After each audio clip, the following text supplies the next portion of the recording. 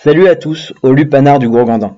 On va aborder aujourd'hui les transferts estivaux du Japon avec les conséquences que ça peut avoir sur les 11 de départ des équipes et donc sur vos Game Week. Allez, c'est parti. On va commencer par le club de Urawa Red Diamonds. Le club a annoncé un changement de stratégie assez important car ils veulent participer à la Ligue des Champions Asia chaque année. Donc pour ça, ils ont dit qu'ils mettraient les moyens, qu'ils allaient recruter en conséquence. Premier effet de cela, Sakai, le défenseur de Marseille, arrive cet été après les JO. Deuxième conséquence, Scholes, un défenseur danois, arrive aussi cet été. Ensuite, on a aussi le retour en défense centrale de Thomas Deng, qui revient après les JO avec l'Australie, qui a été longtemps blessé, qui a donné du temps de jeu du coup à Iwanami.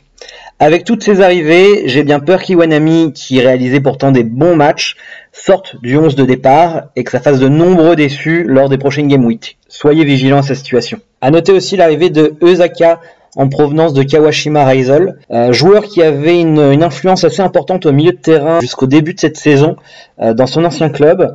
Cependant, la colonie de Brésiliens qui est arrivée au club lui a fait perdre un peu de son influence jusqu'à le pousser au départ puisqu'il rejoint donc Urawa Red. Il pourra potentiellement prendre du temps de jeu à Tanaka ou encore à Kwazomi. Pour finir sur Urawa, on peut indiquer le départ de Sujimoto qui part 6 mois en prêt au Yokohama Marinos pour remplacer Onewu qui est parti à Toulouse. Il se battra pour une place de numéro 1 avec Léo Sehara. Comme ça semble anecdotique puisque le joueur n'a jamais réussi à s'intégrer au Urawa.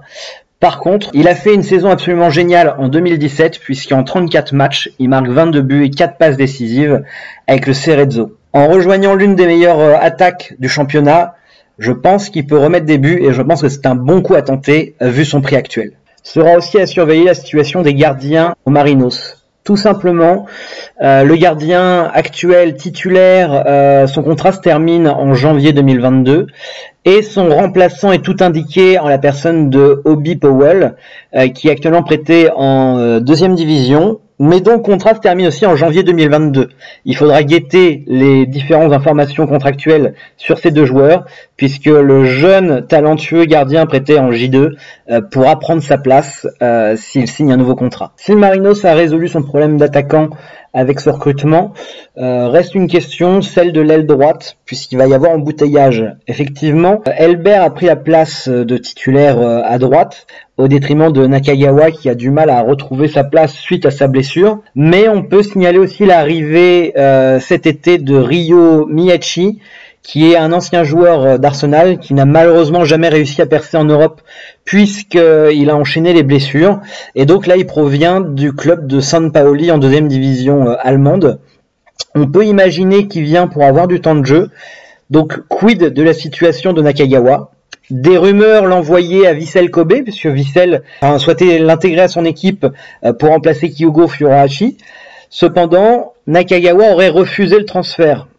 Deux solutions à ça. On parle d'une rumeur qu'il l'envoie au Celtic pour rejoindre son ancien coach Ange. Ou on peut imaginer que le nouveau coach qui vient d'arriver, un coach australien, sur le banc du Marinos, lui ait fourni des garanties. Cependant, la situation de Nakagawa reste quand même un vrai doute, ce qui explique aussi son prix actuel. Peut-être qu'il peut représenter un pari intéressant.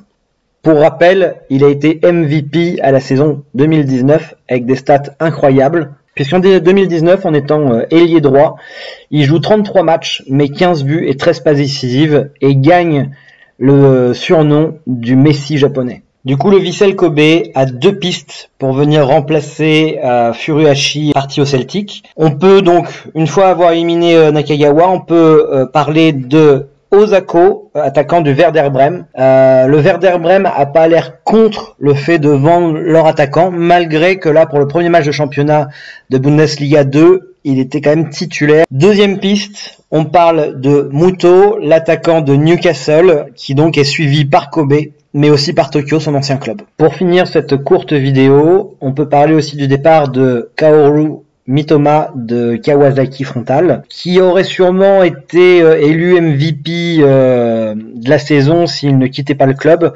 De grandes chances pour qu'il rejoigne donc Brighton à la fin des JO et qu'il parte ensuite à l'Union Saint-Gilloise en Belgique, qui est un club satellite de Brighton, tout simplement puisqu'il n'a pas assez de sélection internationale pour pouvoir jouer en Première Ligue. Je pense que ce sera un très très bon joueur de Challenger. Son prix a énormément chuté parce que les gens ont pris peur. Il va passer de meilleur milieu japonais à joueur européen. Certaines personnes ont pris peur. Et du coup, le prix est vraiment très accessible pour un joueur de cette qualité-là. Il va percer, j'en suis sûr. Ensuite, du coup, à Kawasaki, il va falloir le remplacer. Les solutions en interne existent déjà. Je vois bien Daiya Tono et Ten Miyagi gagner du temps de jeu. Tono est un très bon joueur avec un excellent sens de la finition et une bonne technique. Et concernant Ten Miyagi, c'est un joueur très virevoltant, très dynamique, qui a aujourd'hui 2 matchs dans les jambes. Donc tout nouveau, mais il n'a pas peur de la concurrence et il l'a montré sur le terrain. Donc à voir dans les semaines à venir. 2 joueurs qui restent accessibles. Merci d'avoir suivi cette vidéo. Si jamais les infos étaient intéressantes, lâche un pouce bleu. En tout cas, j'espère que les infos que je t'ai données te permettront de mieux préparer ta reprise au Japon.